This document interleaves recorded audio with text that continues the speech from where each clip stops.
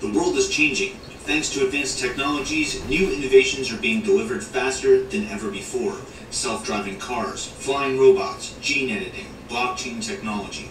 But there's one change that I think will dwarf the rest, and it may be coming faster than you think. Maybe even faster than I think. I'm talking about the Metaverse, which will change humanity in a fundamental way, just like the smartphone did, and the internet before it, and computers before that.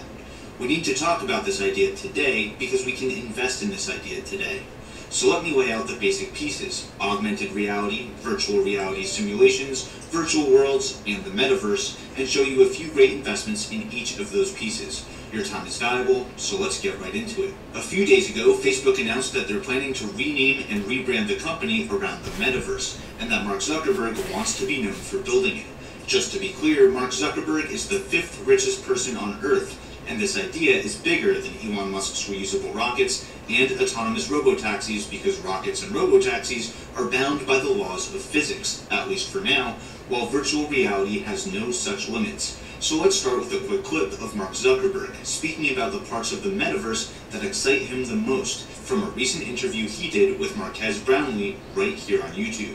But, you know, I mean, our company is probably investing the most in virtual and augmented reality of anyone else in the world. So, yeah, I mean, I would hope that 10 years from now, or 5 years from now, you know, people have a, you know, relatively sleek pair of goggles that they can put on and basically transport into your studio where you are, and instead of just holding up the phone in front of you like you just did, they can grab it, you can hand it to them, and they can play with it and kind of experience that themselves.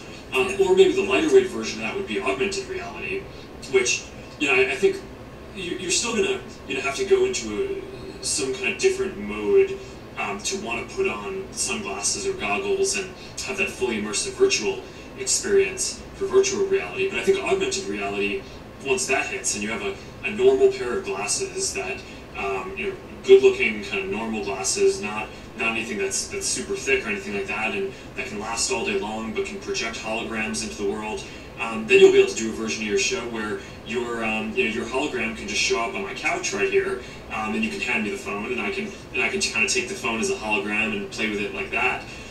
You know, I mean, one kind of trippy thing that I think about that's further out is once we have really good, mature AR glasses, we won't even necessarily need other kinds of screens anymore, right? Things like TVs, you know, it's tablets. All these things could just be digital holograms.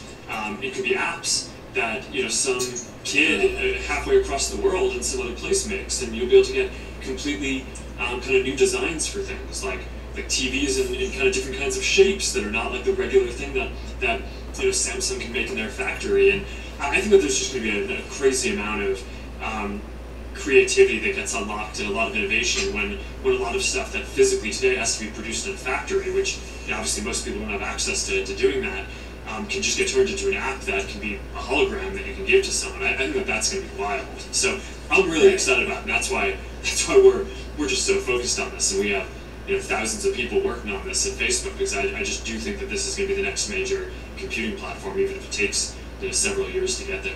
So Facebook is dedicating thousands of people to virtual and augmented reality because they see it as the next frontier of computing and the internet.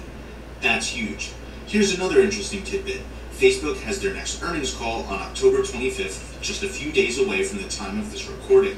On their previous earnings call, the word Metaverse was mentioned 20 times. For reference, the word advertising, which is Facebook's core business, was mentioned just 12 times.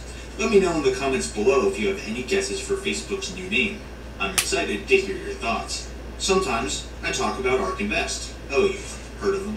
Let's see if they have anything to say about the Metaverse. If we take a look at their last Big Ideas report, the third big idea was virtual worlds. As ARK Invest points out on this cover page, these virtual worlds will ultimately come together as the Metaverse, where users can freely and instantaneously hop between worlds, including our own.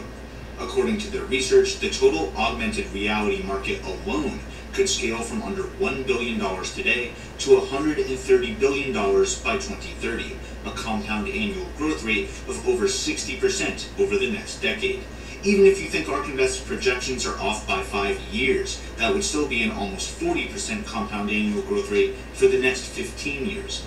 Augmented reality is really about closing that gap between the internet and the world around us by overlaying digital content and information onto our physical world. An easy example of augmented reality is being able to visually search for whatever you're looking at and having that information be displayed right next to the thing you searched. The companies working on augmented reality are all companies you've probably already heard of because, surprise, surprise, they're working on the software and hardware inside the devices that we use today.